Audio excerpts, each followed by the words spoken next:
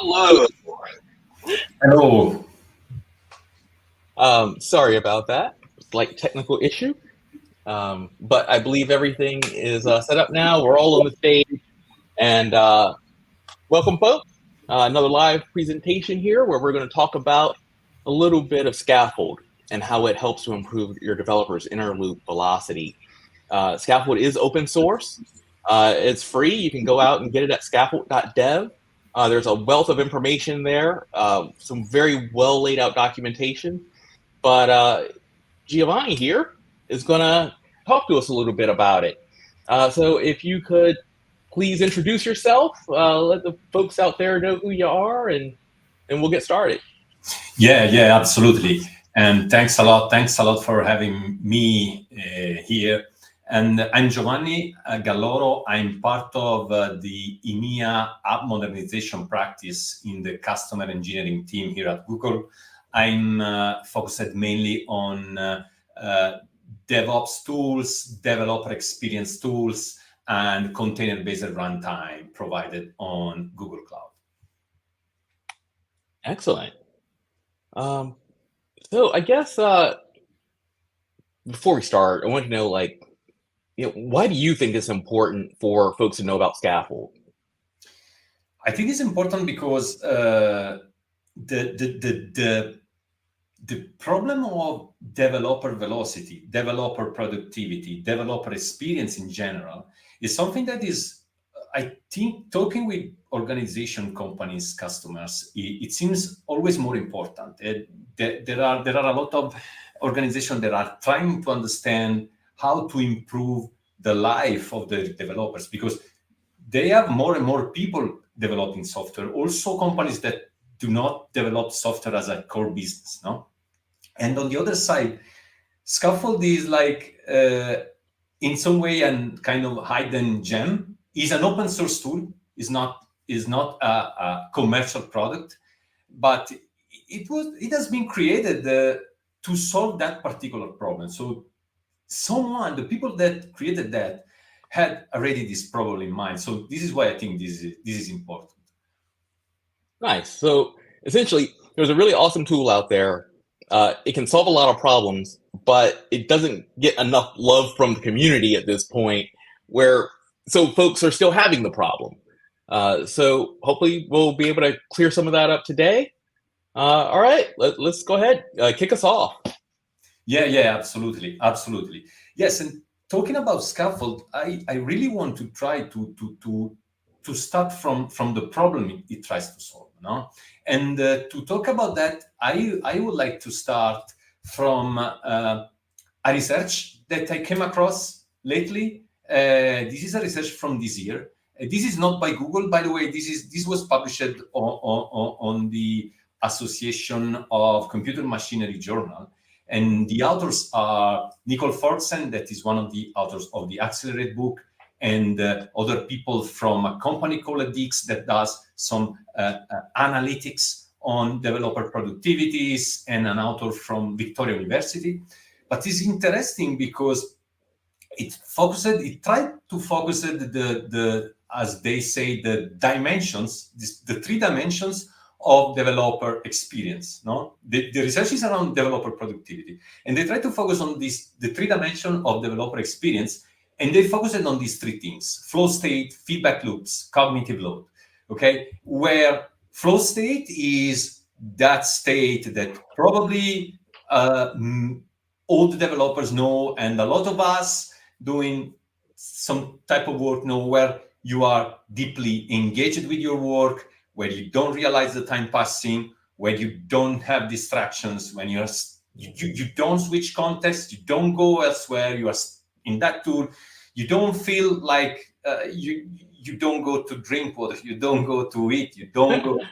This happens sometimes. No, you just like when you're in the zone. Yeah, exactly. And another thing is the feedback loops. So how quick I get the outcome of what I'm doing as a developer, how quick I realize the outcome of what I'm doing, how fast is the test to complete and to give me a result, how fast is my continuous integration.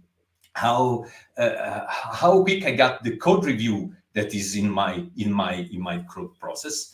And the third thing is the cognitive load. So how is easy to find information that I need? How is easy to get to the right source of information, the right documentation, or like how is easy or is a challenge to work on code that I'm not, I didn't produce it, code from that I find inside my organization.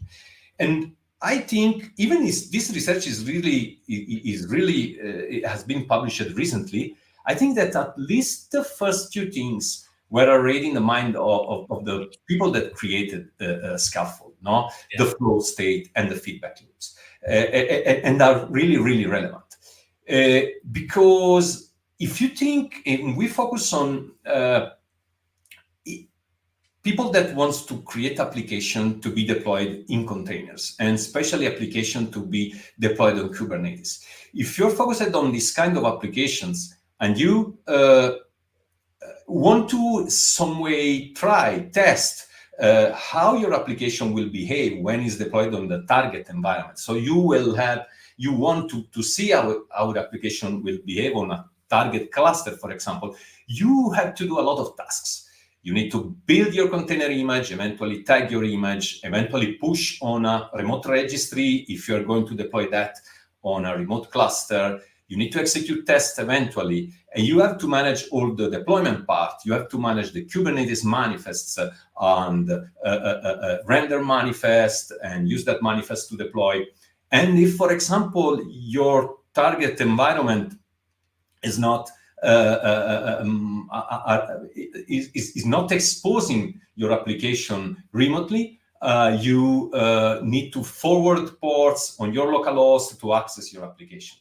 And you have to repeat this for every change that you do on your application. Now, while you code, you need to do this again and again. No? And yeah, it's a lot of stuff to do. Exactly. Yeah. And I think this can impact negatively both the flow state and the feedback loop. No? And besides the task that you have to do, you need to use multiple tools. So you maybe you're coding inside an IDE, but then you need to use a tool to build your application. It will be Docker on another tool. You need to use a tool to manage your manifest. You need to use something to deploy your application. And these things is both like switching context. And this switching context will probably expose you to more distractions, will get you outside the flow, and will make your feedback loop probably longer. Yeah, totally, because I can see that as a developer, the more we shift left, the more we ask of them to do, right? So now your devs are being asked to build containers and manage, at least understand the basics of how a Kubernetes cluster works to get their application deployed onto it. And in the past, that really wasn't the case. You know, that they built their code, they said, hey, here it is, here's maybe an exe and a couple of DLLs, and then they would be placed in the proper folders and initialized. Now we're doing a lot more, right? It's a whole new set of skills that are being asked of these developers. Yeah, exactly. Yeah, it is not enough to just do a Maven run on my PC or Python and run my application on my PC. So there is also the cognitive load thing, no, in this case. So this is basically what the people that created Skaffold wanted to solve. And the first thing that they had in mind is what we need is a code reloading for Kubernetes. We want something that while a developer is coding, is changing its application, continuously monitor its code and deploy its code on a target Kubernetes cluster, a test cluster where it can monitor what is happening. It can get the outcomes of what it's doing. Okay, and this is why Skaffold has been created. And as you say, you can learn about Skaffold in detail on Skaffold Dev. It's an open source project. Is a cloud native developer productivity tool. This is the repo where you can get it, where people can get it. It's part of Google Containers Tools. basically it condenses all the tasks and all the tools we mentioned in a single command, Skaffold dev. With nice. this, So let's dig into that a little bit more, because I think that ties perfectly with what you said before about that hot reload. So it sounds like what we're doing here is we're going to have a developer environment where you as a developer, you type in something as simple as Skaffold dev, it takes care of the building and the deploying, but also because of hot reload, you're going to be able to see the effects of a coding change almost in near real time without having to go through all of those steps again to rebuild the container, to redeploy the container, and to do all of those other steps. Is that what you're getting at? Exactly. And if demo goes up with me, I will try to show an example of that later. But yes, this was exactly the point initially. This is the main thing. So I want something that while you code, you immediately see the outcome of what you're doing without touching anything. So you're just in your IDE, you're just coding. Eventually, you click on a link and see something in the browser on your local. That's pretty slick. Another aspect is that it has a declarative and portable config, because Skaffold is based on a configuration file that is a declarative configuration file. Skaffold has two main components. One is an executable. Skaffold is a command line tool, and another one is this configuration that has a declarative approach, and then, as we will see, can be used in many stages of a delivery pipeline, even starting from the inner development loop. It has a pluggable architecture because it manages the build, the deployment, the test, but it can use different tools to do that. For example, it can use Docker to build an image. It can use build packs. It can use Git. It can use Canico. It can use a local environment, or it can run Canico on a remote Kubernetes cluster. It can drive also cloud build running on Google Cloud, for example. And from the deployment point of view, it's the same. It can easily deploy something like kubectl, or it can integrate with Helm or with Kustomize for more like sophisticated deployment scenario.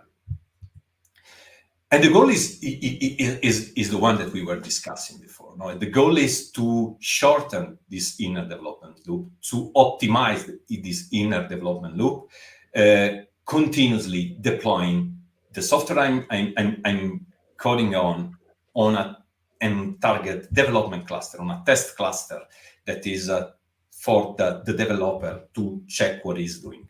Okay. So that development cluster could be as simple as like a mini cube or something like that, or it could actually be a real cluster that's in the cloud. It can be any Kubernetes cluster. The point is that anything that can be managed with a kubeconfig context will work with Skaffold.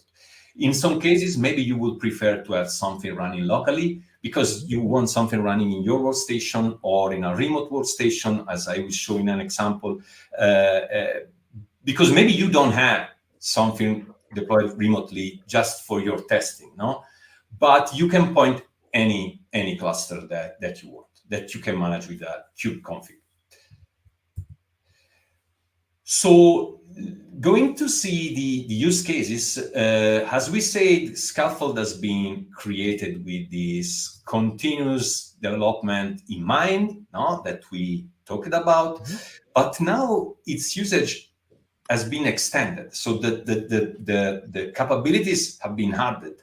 And you can also use Skaffold to build your image in let's say, independently from this continuous deployment loop.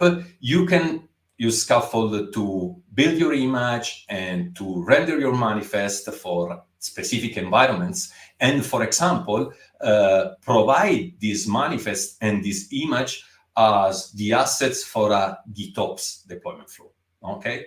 Or you can use in your continuous delivery pipeline totally. So you can use that from the development, build, to the deployment on target environments.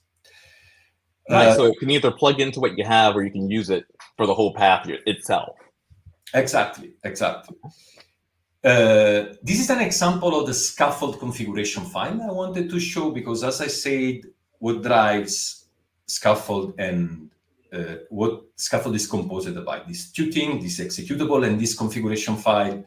This is an example. This configuration file has three main sections. Let's see in this way. It can have more things, but it has three main sections. One is related to the build. So you are telling scaffold how to build your image or your images, because this is not one image at a time. It can be more than that. It can be a microservice-based application where you have multiple microservices that needs to evolve together.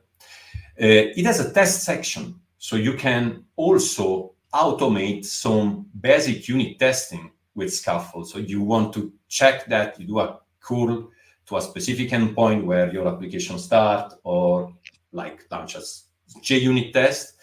And it has a manifest section that it manages the deploy. It was called the deploy before. Now they changed the name because it became more articulated around manifest rendering and deployment. Okay. Yeah, as it grows, it just kind of changes because it's not just that thing anymore. Exactly. And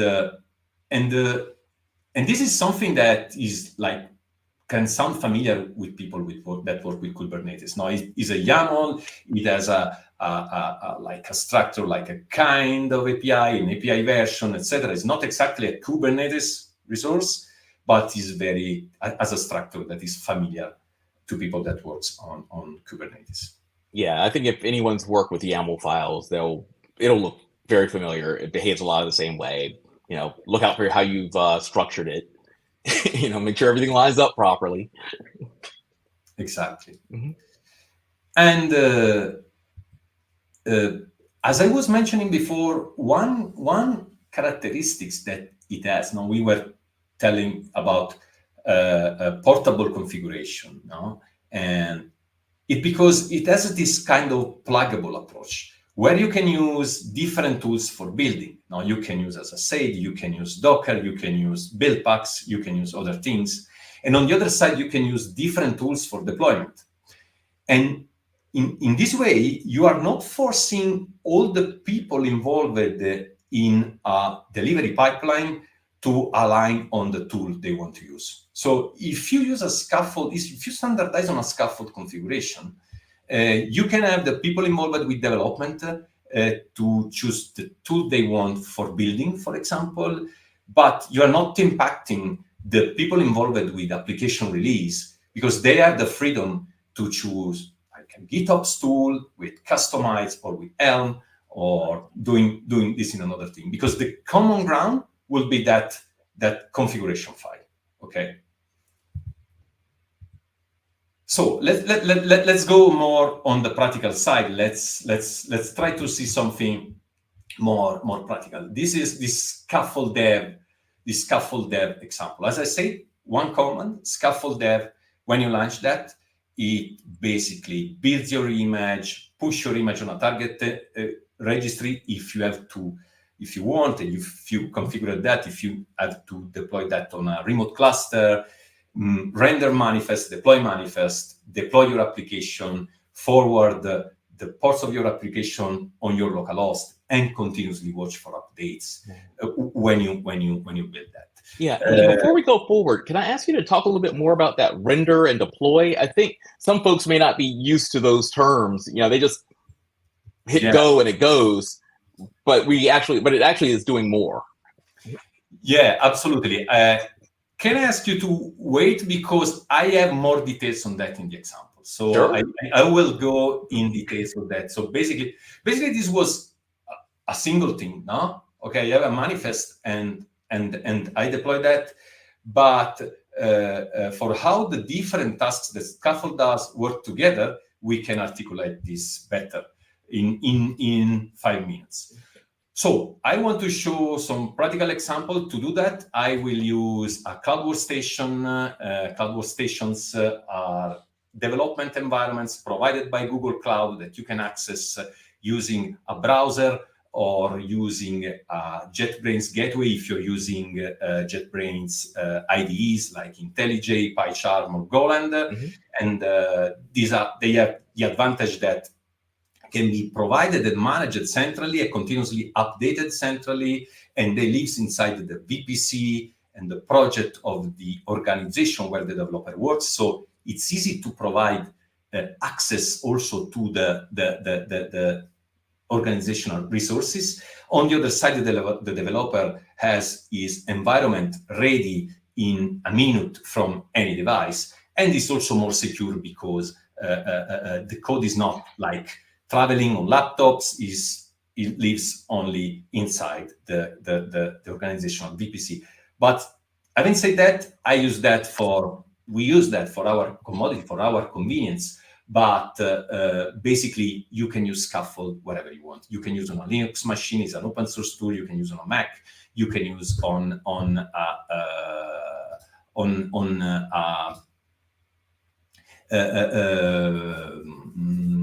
Windows machine also. Yeah. So let's. I would like. But we are fans of cloud workstations. Super huge fans of it. Yeah. So let's try. I want to start. Let me check what I have now. What I have here. So let's start to open folder, or maybe let's clone a repository. I have a repository with some example application. This is basically on my GitHub personal account to show some example. So let's try to clone that on my workstation, to clone that locally. Yes, we can do that. Okay, I have this repository with some examples here. Okay, I will start with a very simple application. It's a Go application. It has a Go file. Well, basically, it displays on a home page this message, app server ready, running in target, where target is the value of this target is provided by a variable called target, and it has a Kubernetes manifest with a simple service and a deployment that set the value of this target variable to dev, to the value dev. Okay, it has a Docker file to do the build. It doesn't have a Skaffold YAML file, a Skaffold configuration file. And if you don't have that, Skaffold can create a basic configuration file for you. So if I run Skaffold init inside this folder, Skaffold should propose me a possible starting configuration. Okay, and in this case, is proposing me this file structure, and is proposing me to use Docker to build my image because it detected the Docker file inside the repo. Okay, so I can say yes. Okay, this will work for me. So now I have a Skaffold YAML file inside my repository. I can start to work with Skaffold, but I have other examples. Yeah. Well, so that was really neat. So even though if you're coming to Skaffold and you're new to it, and you want to get started, you don't have to necessarily know how to build the file right away, because if it's a fairly simple deployment, there's a Docker file there, it'll pull that and create that structure for you. Exactly. Nice. The Skaffold init. And by the way, here I have the Kubernetes manifest already, but if you don't have the Kubernetes manifest, it can also create a starting Kubernetes manifest for deployment and service for you. Okay, very nice. And obviously you can start from these assets and eventually customize for your needs. I wanted to show some other examples because, for example, I have another application here. I have another example here. This Go full folder. It's the same application, but it doesn't have a Docker file and it has a Go mod file. So if I go there, if I try to go there, and I run a Skaffold init again, let's check that. As you can see, I have a different structure proposed to me. Skaffold is proposing me to use build packs in this case. because it doesn't detect a Docker file, and it also detects, based on the project structure, it detects that this is probably a proper Go project. So it knows that it can merge that Go code with the appropriate buildpacks builder to build that image. Now, buildpacks is another way to build container image where you don't use a Docker file, but you have this kind of builder image that are ready and that have the logic inside, the code inside to appropriately merge the code from a specific language application and language code in the proper places, so and build an image. Okay, I will not do that, but just to show an example, I have another example here. I have a Java folder. Okay, this is a Maven project, and for example, if I go to that and do a scaffold in it again. Now he asks me, he say, hey, I found different thing here. No Docker file, but is a Maven project. So you can use a buildpacks as well, because buildpacks an option.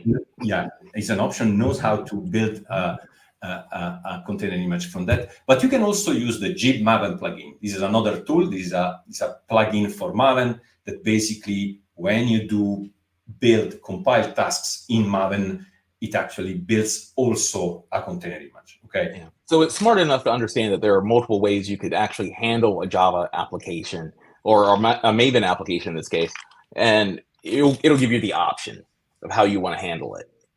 Cool.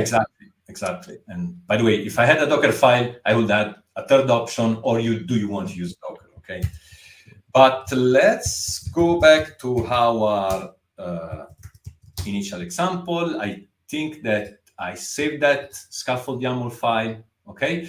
By the way, as we were saying, this is a basic structure, no? But I can start from that and add other things. So, for example, I want to add a configuration for doing port forwarding. As I was mentioning, I can tell Skaffold that I want that the port exposed by my deployment, by my pods, have to be forwarded to my localhost. Because, for example, if I'm developing on a local cluster, on a Minikube, I don't have anything exposing things externally, but I want to check my application. Or other things that I can add, another thing that I can add is, for example, a test configuration that I'm not, my Skaffold init didn't create. No? So I can add this section, I can add a test section, and this is very, very basic. Okay, this is just will echo this message. But the point here is that I can execute anything that can run inside a container. Okay, these are basic tests, but in the Skaffold build. So I can automate simple tests like checking that once deployed, this application responds on that specific endpoint, or this file is present inside the container structure. Okay. Yeah. So, like, let's say you had an app and it had a health check module. You could query the health check module, for instance, get back your 200 OK, and then, hey, everything's fine. Exactly. Maybe fail the build if there's something wrong, or notify the developer if there is something wrong. I think I'm ready to try the Skaffold dev thing. One thing I'm using, trying to use Minikube here. Let's see if I have Minikube probably configured. I want to use a Minikube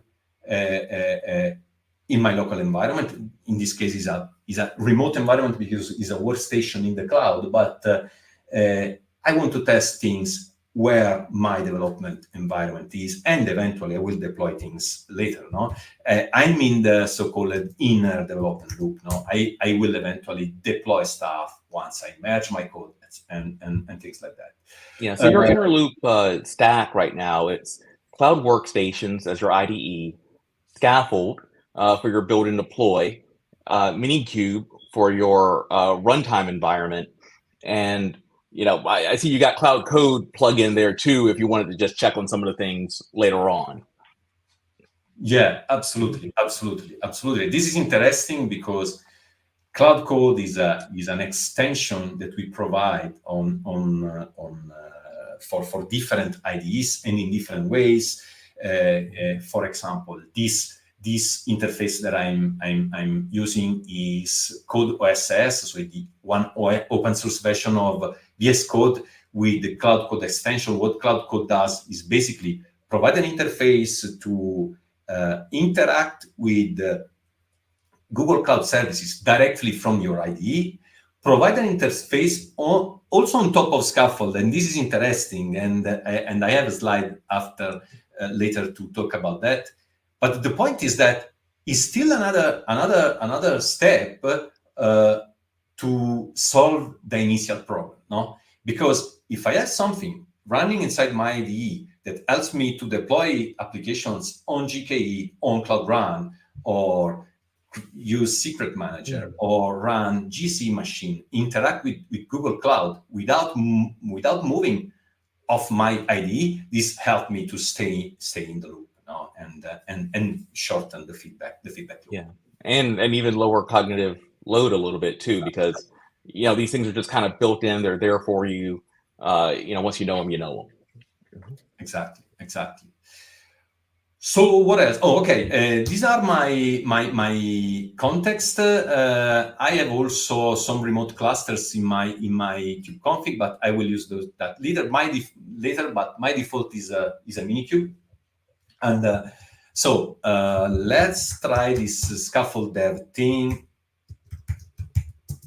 Hopefully this will work. Okay. As you can see, I launched the Skaffold dev. It built the image. By the way, it did run my test, okay? And it has deployed my application on my default context, that is the minikube.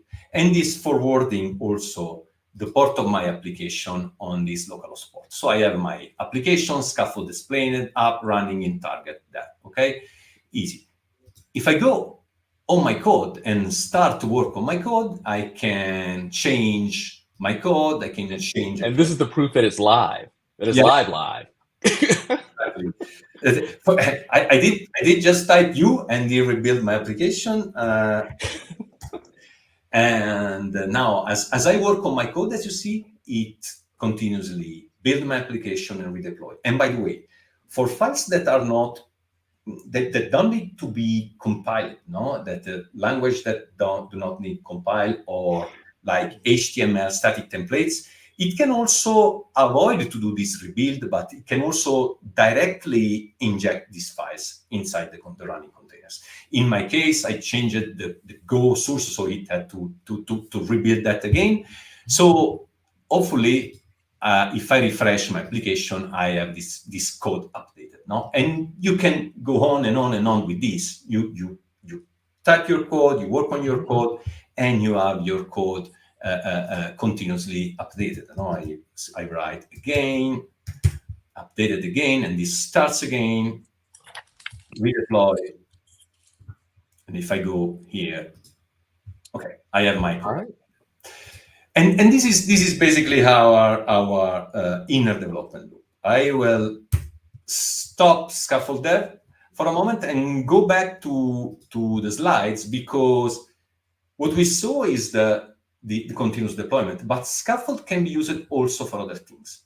So all these capabilities that we saw, like running in a single flow, can be used separately in different parts of your continuous delivery pipeline. So you can use in your continuous integration task, you can use Skaffold to build your image, to run tests, to push your image on a target repository. And for the deployment, you can use Skaffold to work on the application configuration on target environment and deploy your application. And this is where we will try to look at these steps, these tasks in some more details. One thing that Skaffold can do, and another command that Skaffold does, is Skaffold build. So basically, when you run Skaffold build, Skaffold will build your image, eventually depending on the configuration and the command, push your image on a remote repository, and it produces a JSON file, an artifact file, that where it puts inside the data of the image that it produces, the tag that it assigned to your image. So you can use this file as an input argument for your subsequent task in your continuous delivery pipeline. No, you can choose to use Skaffold only for some tasks, only for like inner development loop, only for build, and it's pluggable with other pieces. No, so you can use that file for other tasks. So let's try to see how this works. Yeah. Okay. Yeah. So you really don't have to do it all at once. If you have different tools for different parts of your pipeline, you can say, hey, look, I'm going to use this part. We're going to export it to this artifacts JSON file, and then stuck the JSON, refer to that JSON artifacts file for other tasks. Exactly. Because the point is that if you have this Skaffold YAML configuration that you can use in multiple parts of your pipeline. If you're a developer and you do the flow that I showed before, you use that in your inner development loops. But maybe that Skaffold YAML, I wanted to show how this can be created automatically by Skaffold, but maybe the Skaffold YAML is provided by your platform team inside a template, okay? And this template can be used in different tasks of your continuous delivery pipeline. So for example, now I'm using Skaffold build, and Skaffold build will always refer to that Skaffold YAML configuration. We'll use the build section of that file. And so let's try to run that, and let's see what happens. It just build the application, and it will create this artifact JSON file. Okay, this is basically the name of your image and a specific tag. Okay, that in a like unique way identify that image. So you can do that. And so what else? What are the other tasks that can do in a continuous delivery pipeline? And so we go and we come to the question that you made before, related to what is manifest render and what is manifest deploy. Why these are two different tasks? So we have this command called scaffold deploy, used to deploy your application on a target environment. But this command do two tasks mainly. One is render manifest. What does it mean? It means basically that it takes the manifest that is inside your repo, the base manifest that is inside your repo, that you got inside your repo because as in our example, we had already in the repo. In the real life, maybe a base manifest is provided by a platform team, is part of the structure that a platform team provide to their developers, and hydrates that with that specific image tag that comes from your artifact JSON. Okay, and this is the render process. So what do you mean by hydrate there? Maybe something that folks aren't fully familiar with. Yeah. It's like it's like you have something that is dry and you put water on it and it becomes usable. No, it's because you have a base manifest that it has. For example, if we look at the manifest here that we have in our configuration, if you see the image, okay, this tells this name, okay, but this name is like a placeholder, let's say in this way. It doesn't have a repo tag. It doesn't have a tag for tagging a specific image. Okay, this is a base manifest. When Skaffold renders the manifest, at minimum, it will replace this image with what is inside the artifact JSON. Okay, so this is the image that I built, but you can also choose which image. There are also other things that Skaffold render can do, and we will see this in a follow-up step. Besides just rendering the manifest with the image tag, it can also apply different configurations for different environments. And it can do that driving customize or help for doing that. Okay, this is also part of the render thing, and I want to show this in a moment. And by the way, the second task is, once I have the manifest ready with the proper image tag and with the proper configuration for that environment, it will deploy the application on a specific environment. Let's see if I'm able to show that. So we have an artifact JSON, so we already built an image. So I should be able to just run Skaffold deploy, and if I put just artifact JSON as an input, it will use my default context, that is my local minikube. Okay, so if I do that, I have basically that image deployed on my target minikube. If I do a kubectl get pods services on my minikube, I see that I have a pod deployed and I have my service deployed on my target minikube. But Skaffold can do these two tasks that I mentioned, can be done also separately. No, so Skaffold deploy will do rendering and deployment. Skaffold render, you can also decide to run this in split these tasks, because, for example, you don't want to use Skaffold to deploy your application on your target environment. You want just Skaffold to eventually build your container image and render this manifest, as we said before. Configure your manifest for that specific release, for that specific environment. Because eventually you want to put that manifest on a Git repo, because you have some GitOps tool to drive deployment. So you have some operator like Flux, CD, Argo, or another thing pulling this manifest from a repo and manage deployment in this way.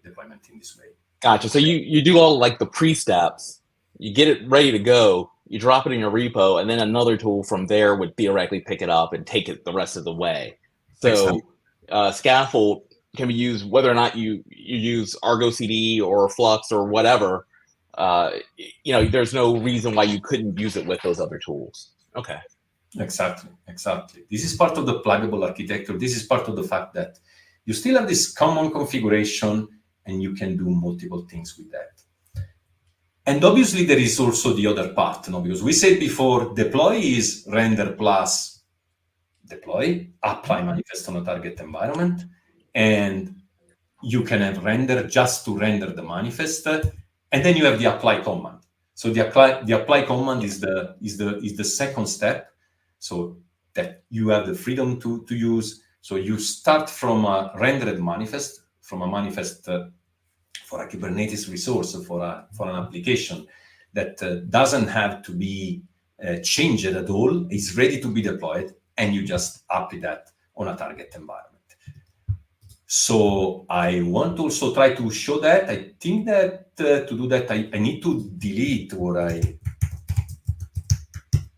did before, because I want to redeploy my application. Skaffold delete, by the way, will clean up what Skaffold deployed on a target environment, and I will use this Skaffold render command. So now I am splitting the Skaffold deploy in the two commands, Skaffold render and Skaffold apply. Okay, I'm still getting artifact JSON as an input, because this is the tag I want to use to render my manifest, but I'm also putting an output manifest that I want to produce.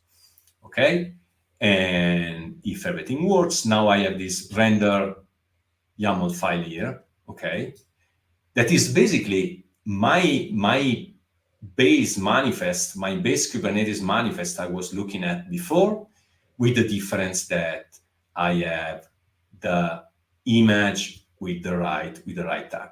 Okay, And then I can apply this manifest just with the command scaffold apply and giving as an input the render YAML, okay? It applies to my default context, so I should be able to kubectl pod service, and I have that pod deployed and that service deployed. Okay. Having said that, so we are still pointing this minikube file, but the scaffold configuration can be used as the base also for managing deployments and, let's say, progression across different stages in your delivery pipeline. No? And I have an example of that.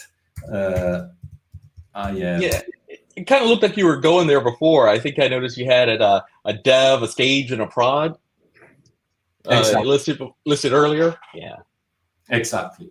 So let's close these files and let's move to this another example folder. Okay, this is the same application basically, but it has a difference. It already has a scaffold YAML file. And this scaffold YAML file is a bit different. As you can see, it has for the deployment, it has a manifest section that points to a specific folder, Kubernetes/dev. And then it has a different section called profiles, where it has two subsections, two profiles. One is named QA and points to this folder named Kubernetes/QA, and the other one is named prod and points to this prod folder. And all these sections use customize. So how customize works? This is just an example, and this is an example we are using to show how to use this configuration to manage the deployment across different stages and different environments. It could have been Helm, for example. In this case, we are using customize.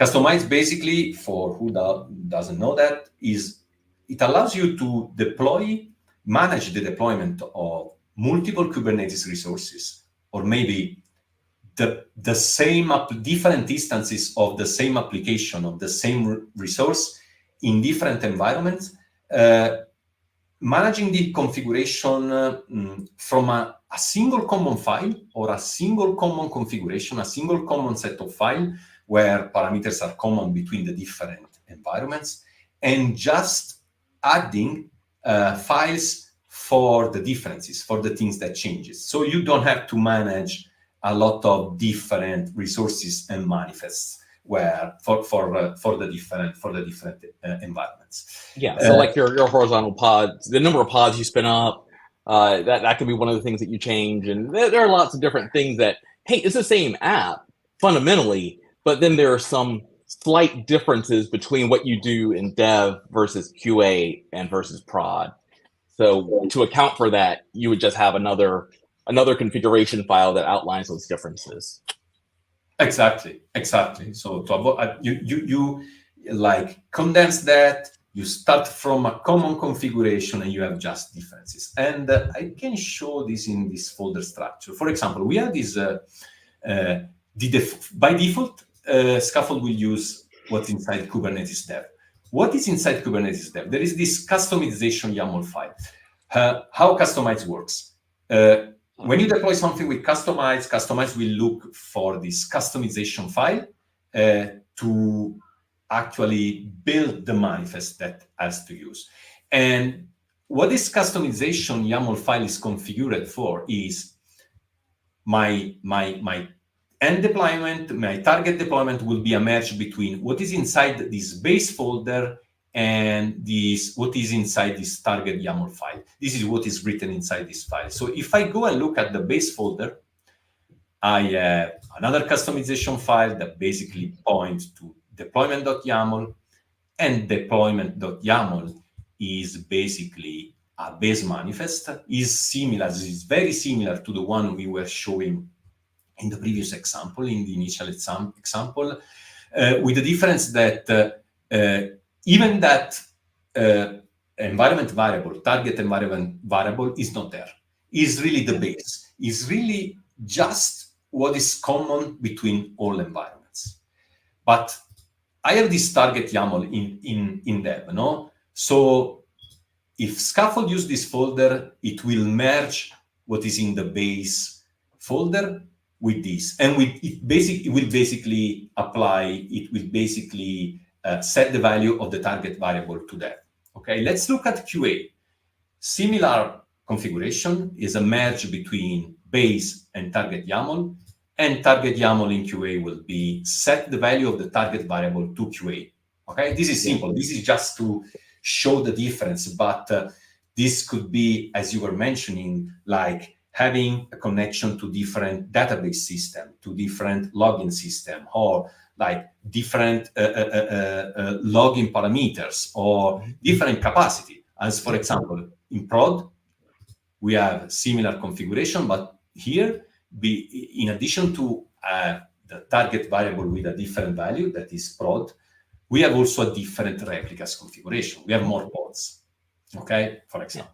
Yeah, and it could be different ports. Now, this one, it looks like your ports are defined in the main. However, they wouldn't have to be. You know, in some different circumstances, your dev, prod, and QA could all be on different ports, for instance. And so that would be another thing that you could alter if you needed to.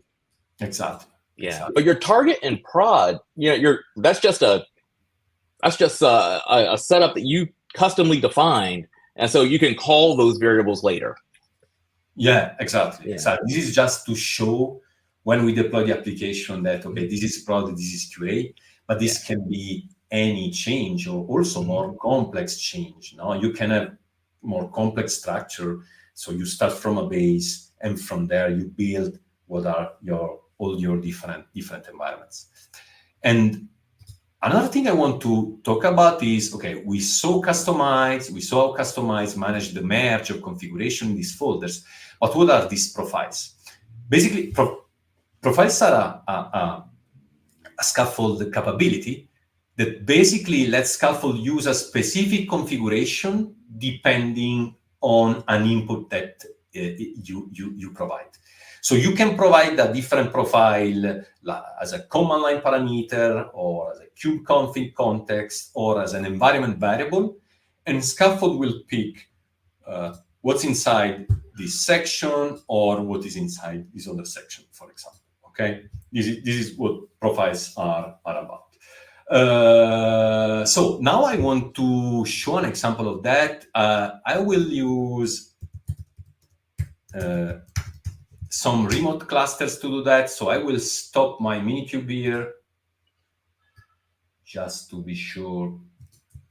I don't have a default context anymore. And so now I have in my kubeconfig context, I have this prod cluster and QA cluster that I want to map with these profiles. And by the way, I think that I have to also use a remote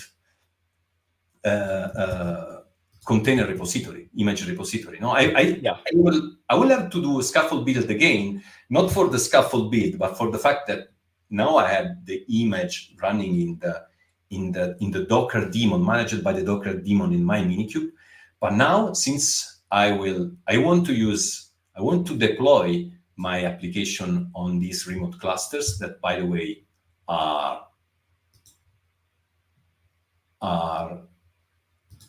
they're on Google Cloud right now. And so if you go into Kubernetes engine, they just show up right there. Yep. Yeah, exactly. I have my clusters here, but I want to use a remote repository. So I prepared this repository inside Artifact Registry, and this is empty at the moment. It has no images. Okay, it has this path.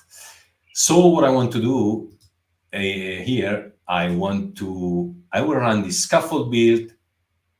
File output will always be artifact JSON, but I will put this default repo. So I will have Skaffold build also pushing the image on that repo. Okay, so it will build the image and hopefully will push the image on the target repo where my remote clusters will be able to pull that image from. Where is, okay, if I refresh that. Yeah, so this is just like in real life where, your infrastructure is in the cloud. And so you're not going to need that image locally anymore. You want to have the image stored in a not a real artifact registry, but a cloud-based artifact registry, or in a registry where it can be accessed by your clusters. And then from there, you'll be able to do your deploy.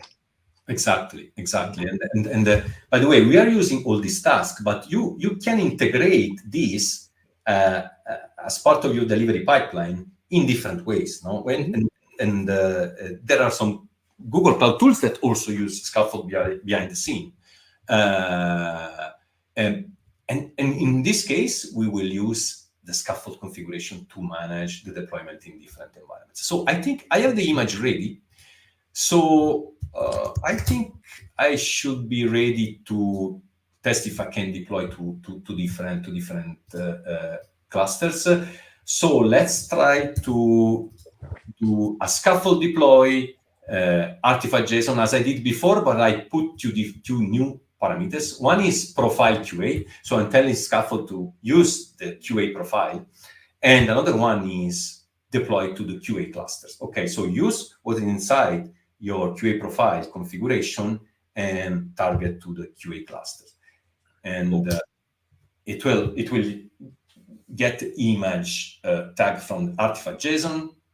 Okay, so I think it deployed the application. So if I go to check this time I need to point to the QA cluster context, I will see that I have one pod deployed, one service deployed. Hopefully, since this is a GK cluster and it has a load balancer type service, it should also get an external IP.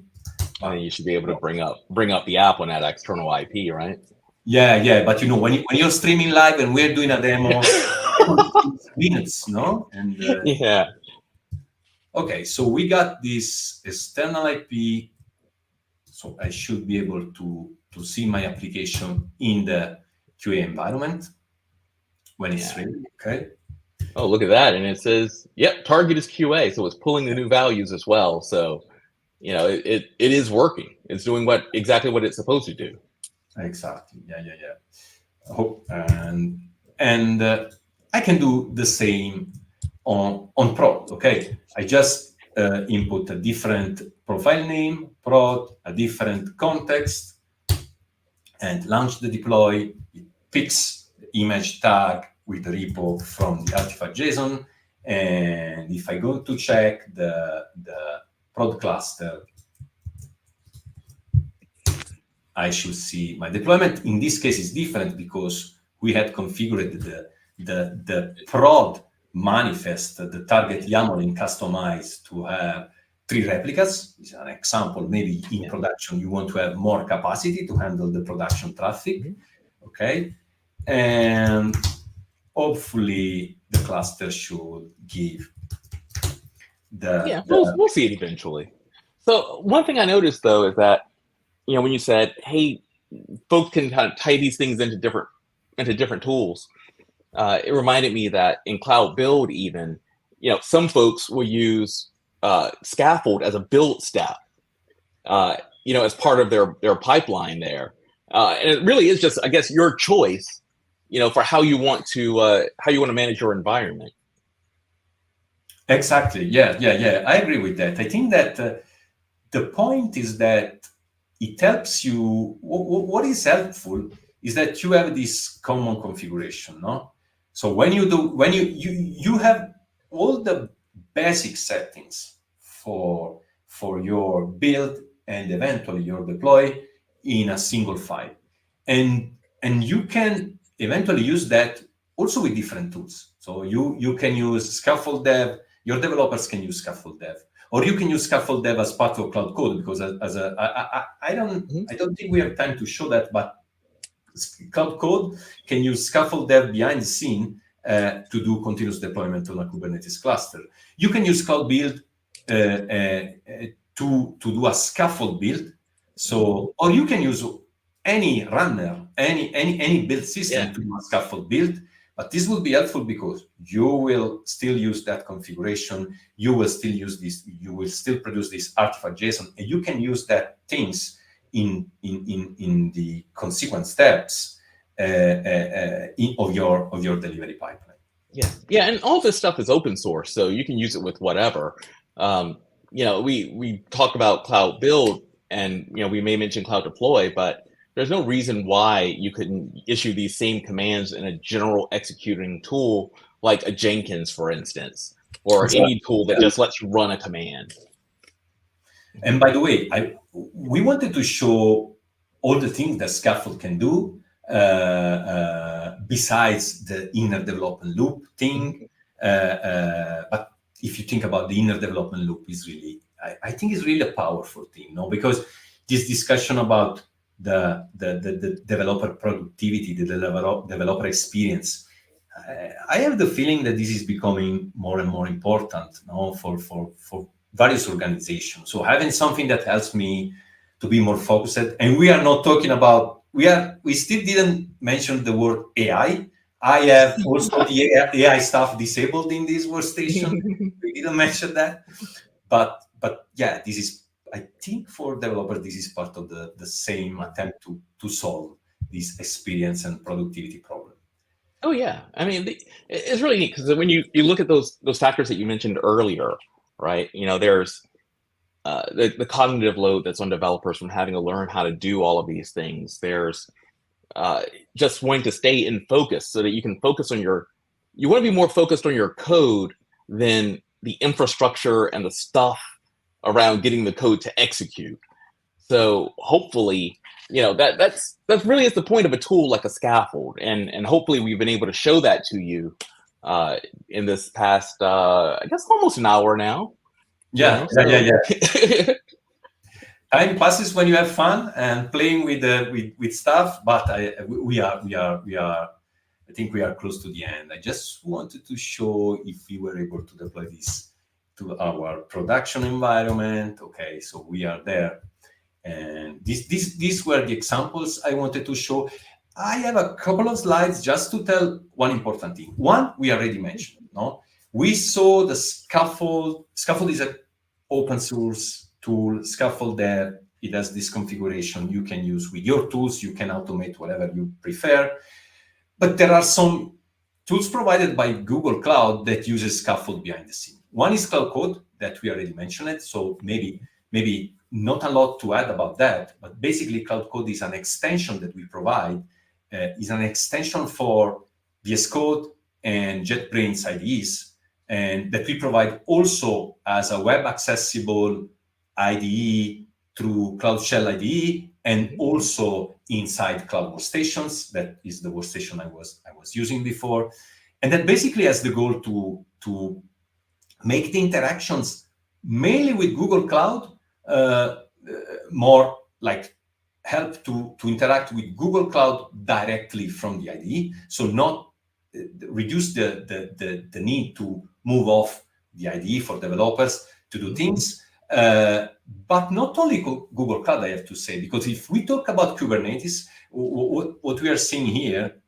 is this Kubernetes Explorer. This will work with any Kubernetes, not just with GKE, okay? So you directly from your IDE, you can deploy your application on a target Kubernetes environment. You can look at the logs from your application, from your IDE. You can access your application directly from your IDE. So this is part of the same solution, okay, to reduce, to help people staying in the flow. And today everything was kept kind of plain vanilla, just normal Kubernetes commands and that sort of thing. Maybe next time we'll, highlight some more features within code. But I think this was important to show that what we're doing can be used by anyone, anywhere. But if you want to do something that's a little more plugged in, we can talk about, no pun intended. We can talk about this in another episode. Mm-hmm. Yeah, absolutely. Mhm. Cloud Workstation, we already mentioned that. So Cloud Code is also part of Cloud Workstations, and we already mentioned that is a remote development environment provided by the cloud that you can access remotely. And another thing is that Skaffold is used also by Google Cloud Deploy. So Google Cloud Deploy, I think you already talked with Christy about that in another episode. Basically, to recap, is the service on Google Cloud that helps you to manage the deployment of your application on different environments or on different execution environment. That's start from a release and manage the different configurations in different environments. And what it uses behind the scene to do that is a Skaffold configuration. It basically do Skaffold render to render the manifest and Skaffold apply to apply your manifest on target environments, but in a managed way. So you are not running Skaffold yourself, but you will use always the Skaffold.yaml configuration that works also whatever you want in another platform with other tools. But this is managed by a Google Cloud managed service. Okay, so for and it's pretty neat, right? Because now you've taken that knowledge that you have with using Skaffold locally, and you're able to now use it in your enterprise. So that's part of lowering a cognitive load, is having the ability to use the same set of knowledge in multiple places. Yeah, exactly. Absolutely. And this is all I had. I think it was long. I didn't expect it was so long, but when you play with stuff, sometimes time passes. And it was good to not look at the clock continuously because we had more freedom. Yeah. I mean, this was fun. It's so one of the things, and this show is going to evolve and grow over time, but the point is to just kind of see where we go with the tech. We have a general roadmap, but if we want to take a side road, go for it, right? And I thank you so much for doing that with us, because and entertaining some of those other little deviations here and there, so we could get a little bit deeper into the tech. It was fun. It was super fun for me, and thanks a lot to you, Nate. It was really, really, really fun. Yes, thank you. And I'm going to go ahead and say it. You'll be able to pick up Giovanni's book in hopefully a few months from now. So we will keep you updated on that as well. Nate and Giovanni's book. Nate Giovanni's book. Yes, okay, and Dave is not official, so it's still not official. Yeah, it's not official, but yeah, the goal is to take a lot of what you saw here, package it up, make it available in multiple forms. So you'll have videos, you'll have books, you'll have lots of different ways to have, to dig into this information a little bit more and digest it in a way that works for you. So thank you, everyone. This has been awesome. Giovanni, as always. Thanks a lot. It was fun. Thank you. Yeah, thank you. Take care. Bye. Bye-bye.